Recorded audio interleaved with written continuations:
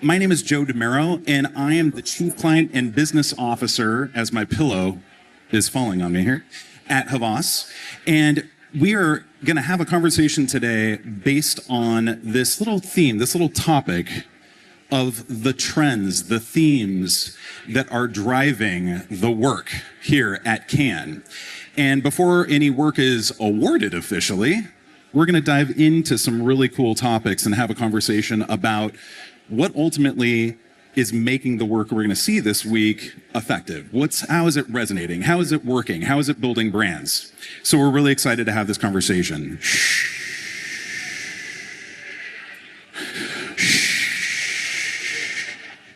Thank you.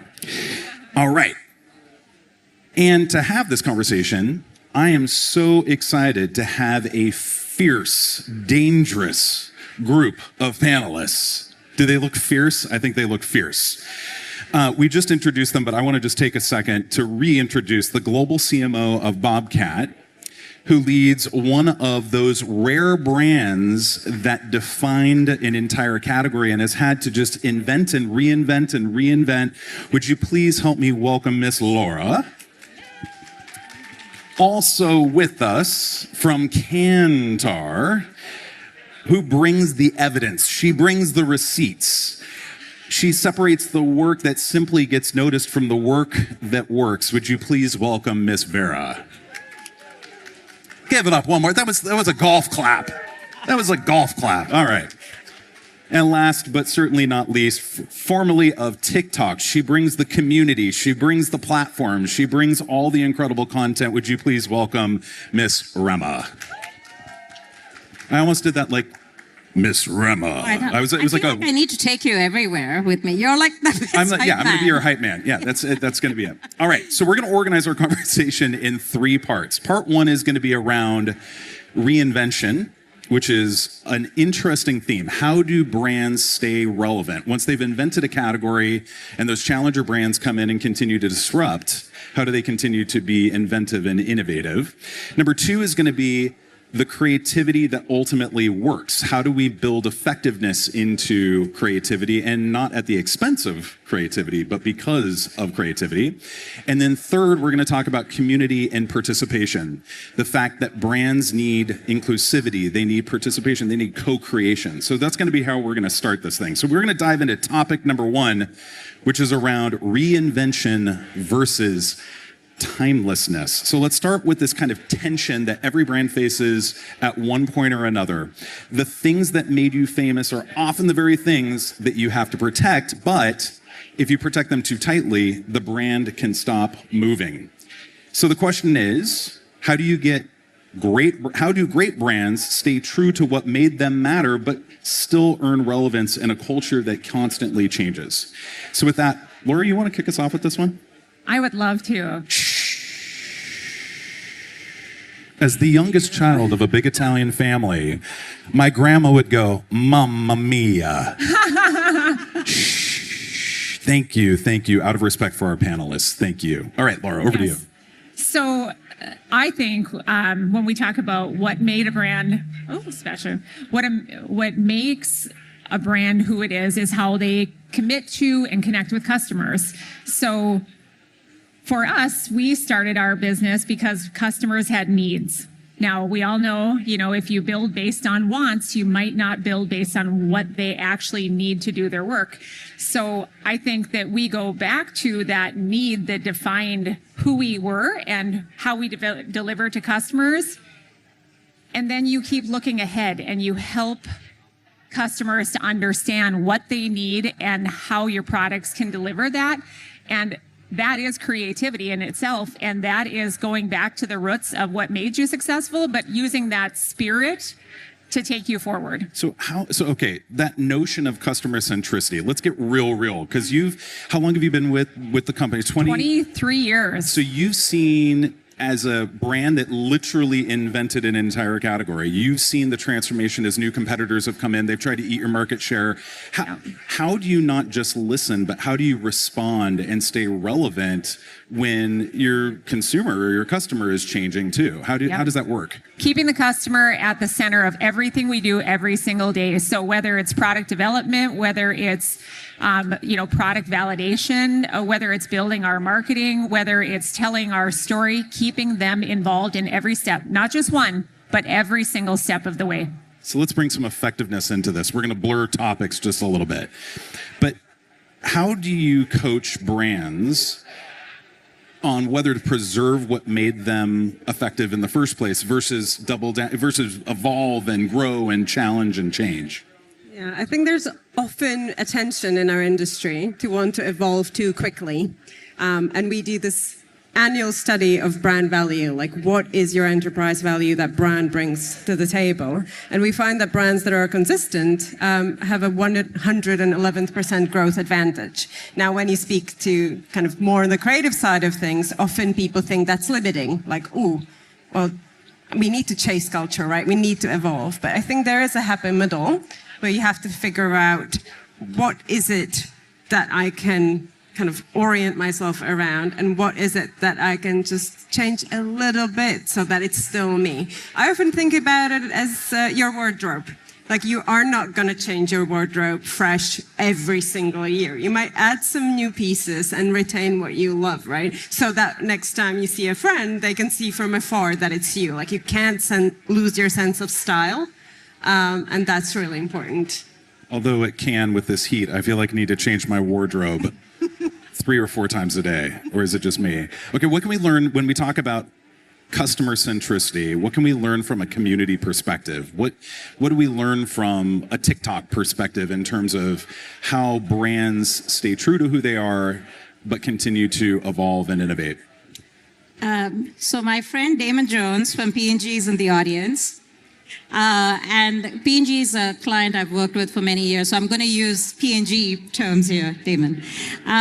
So to me, what stays true is the what of the brand. Like, what is the DNA of the brand? What is the true, like, values and core of the brand?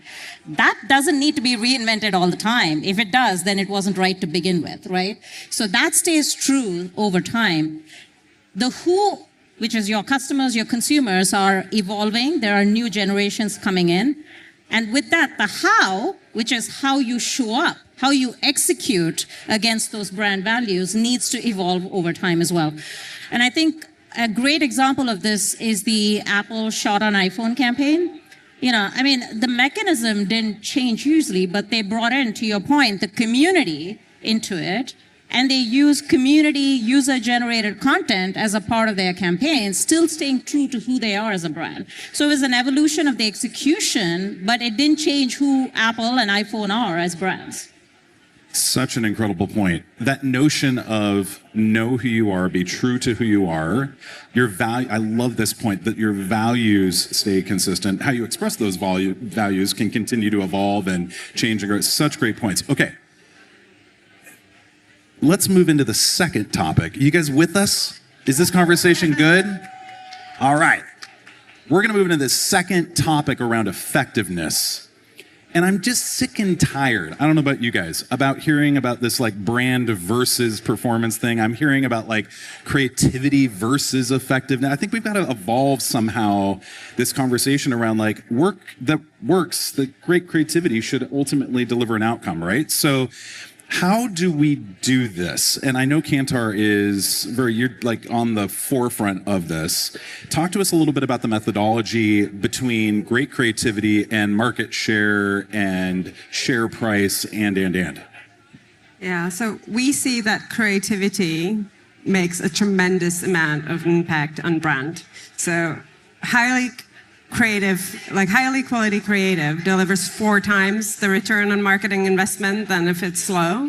And we're also seeing say that one more time. 4 times the profit if you've got quality creative. Quality creative drives 4 times the return. Profit. So this is a business outcome, right? Okay. So you've got a business outcome there. And then just today, we launched a study where we looked at what's the relationship between you improving your creative quality and brand growth. And it showed that it's never a bad thing, so you will always benefit. And then if you're a brand in a tough place, it will massively slow down your decline. And if you're in a brand that's kind of easy to steer, it will kind of supercharge your growth. So it doesn't exist in a value, right? Like in a vacuum. Great brands create great creative and vice versa. Like there are people behind this. It's not like it exists in a vacuum and you inject creativity and the brand grows. It's an ecosystem that marketers put into place, but it works. And it works. How does a CMO actually do this? Because I don't know, when I was brand side, I talked a lot to my CFO who cared a lot about all of the business metrics. And we're scrapping for dollars every single day as CMOs to actually fund this great creative. How do brands actually materialize that notion of great creativity? So, sir, I hate to say brand and marketing, but the performance marketing, if you will, the data marketing, that gives you a way to deliver the numbers that you need. But brand, to me, are they talking about us? Are customers telling the stories that we want them to tell? Are they, we've had a campaign that was more than machine. It's about our brand can help you build your communities. And so when we can share more and more of those stories, and then there's this beautiful thing with the LLMs today that they are capturing those stories that are being told and the reviews and the experiences that people are having. So now we're kind of closing the gap, but it is a definite constant battle with the CFO. Battle / collaboration / battle / collaboration. Sure. Yeah, on our good days. Okay, Rama, bring this in. You have seen incredible creative work that gets attention. You've also seen incredible, great work that gets attention and drives results. So what's the secret sauce in landing both of those things? I mean, if you start with the premise that marketing isn't a cost center but a business driver, if you start with that premise, then creative for creativity's sake doesn't really make sense. Like good creative should be effective by definition in order for marketing to be a true driver of business growth, right?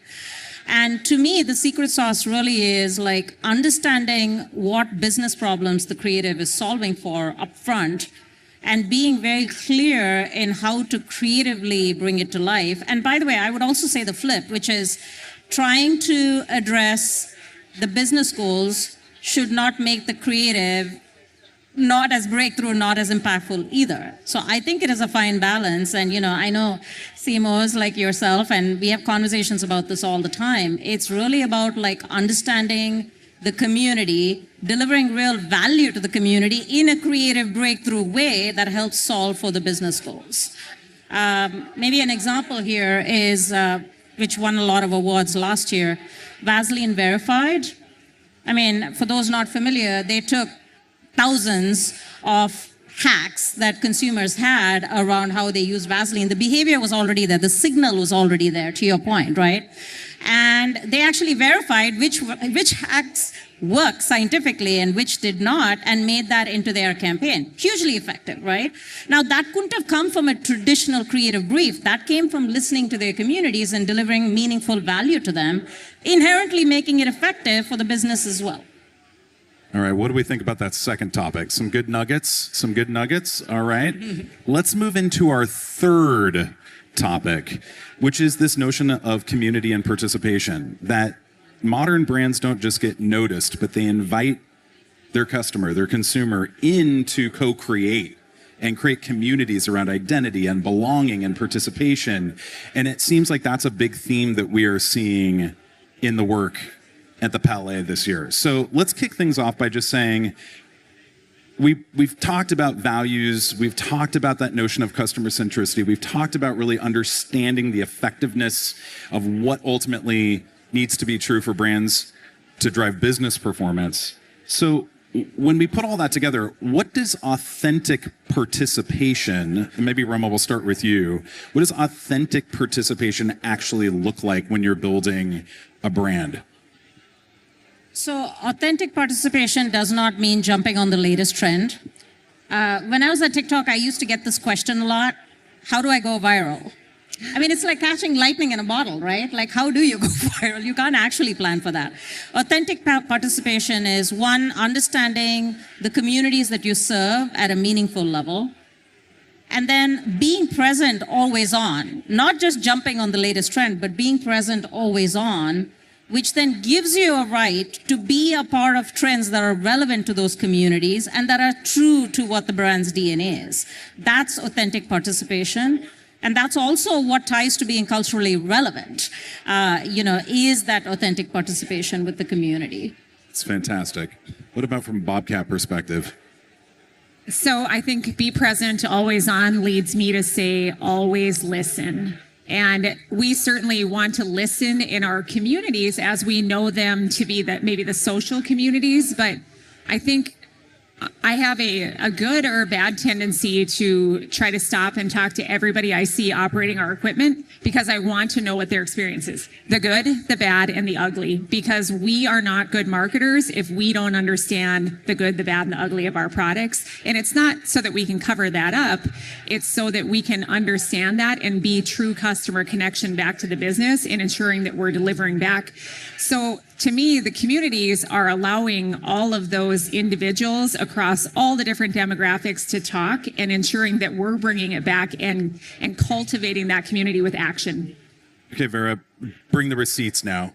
Keep us honest. What does the data say about brands that invite participation? Do we have any data that says, or do we need to launch right now the study that's going to prove this?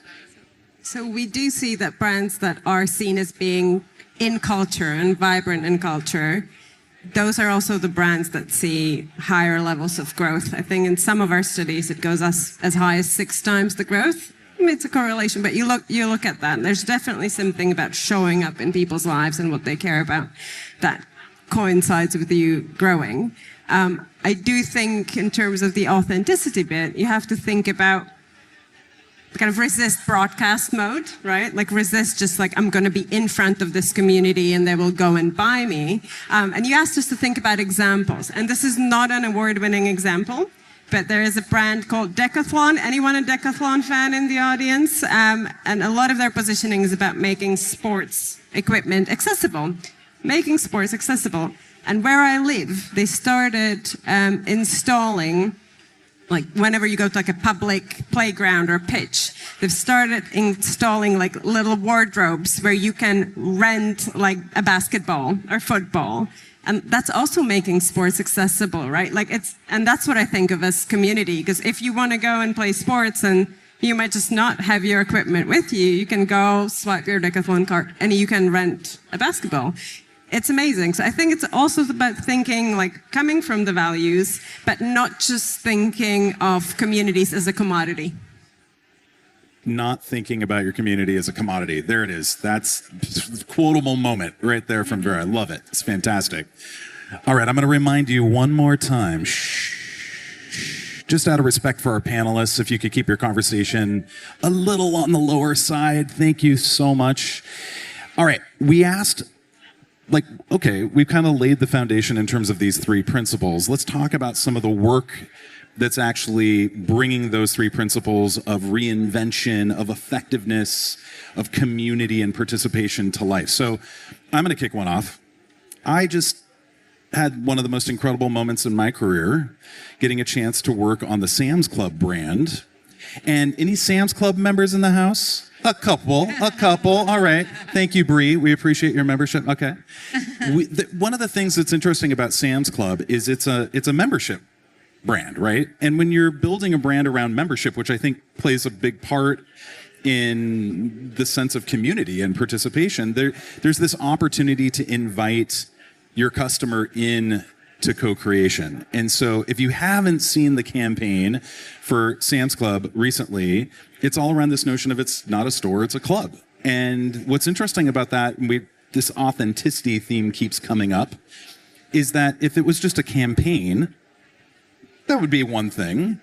But there's actually like 100,000 Sam's Club members who every single day co-create product and inform experience and shape what the experience is like to be a member of Sam's Club. So it's real.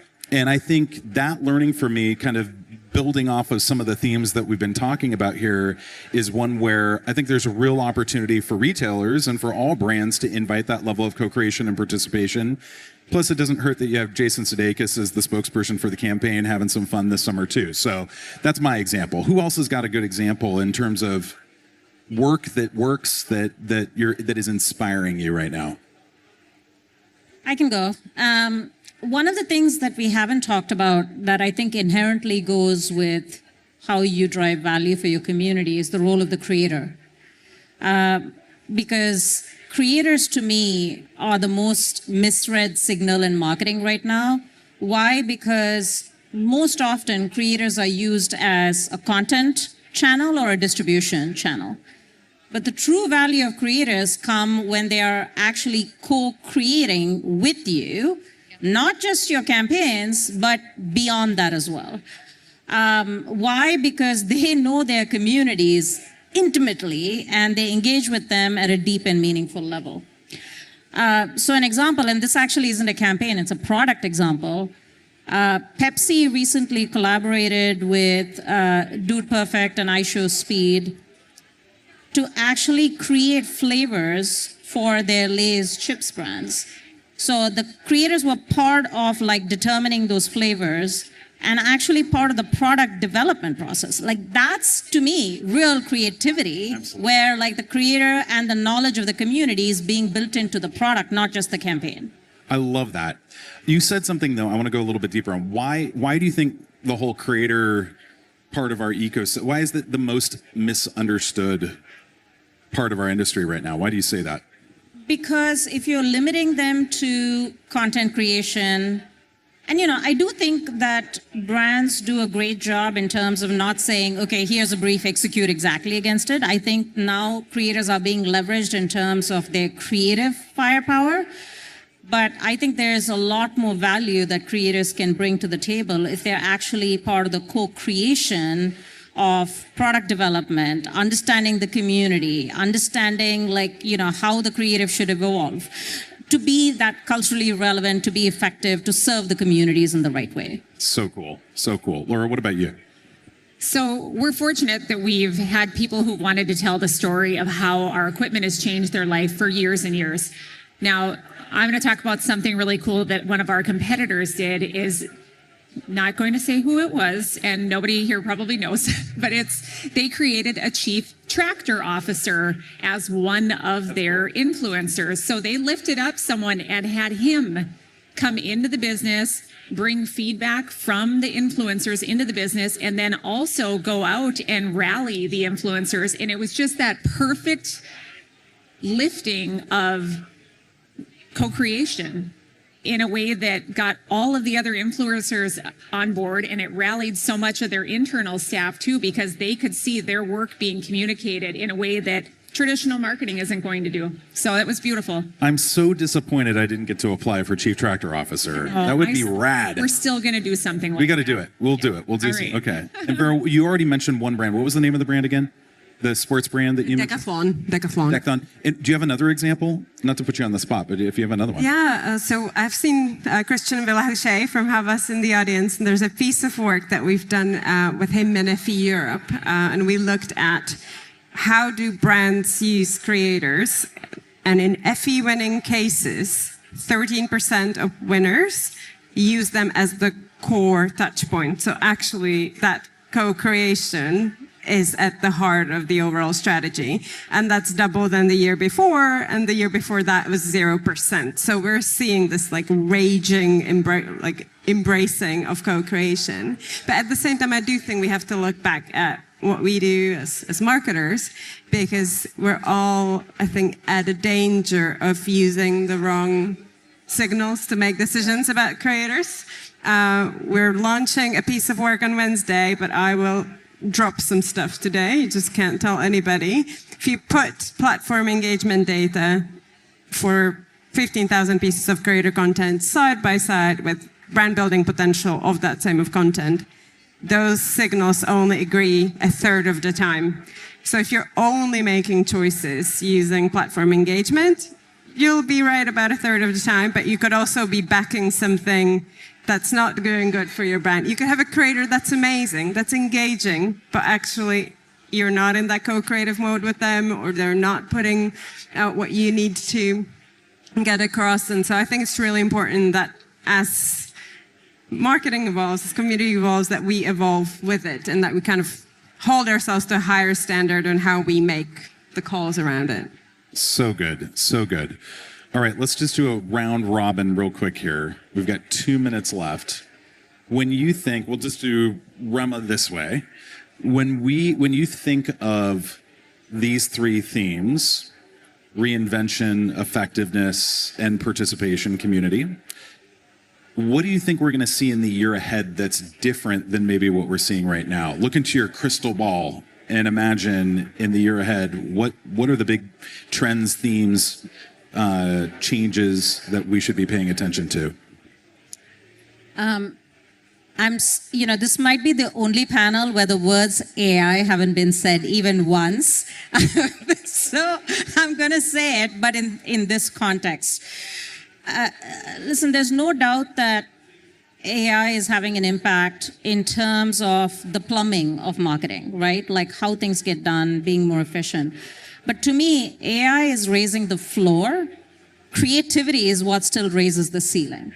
And I think that's something we're going to continue to see as a trend, is how do we evolve the plumbing and raise the floor so that creativity, human ingenuity, taste, judgment, these all have a chance to shine. I think that's going to continue to progress. Love it. Laura?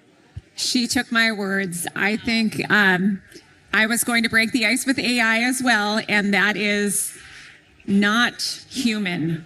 AI does not have a gut instinct. AI does not have human empathy. And there are wonderful things that we're going to do with AI, but I think we are going to see the human element come back and affect those communities and that human engagement. Amen. Amen. Awesome. Bring it home here for us, Vera. And I think brands are going to be even more important a year from now. Absolutely. Ladies and gentlemen, would you please help give our panelists a big thank you and round of applause for this great discussion. Rema, Laura, Vera, thank you guys so much.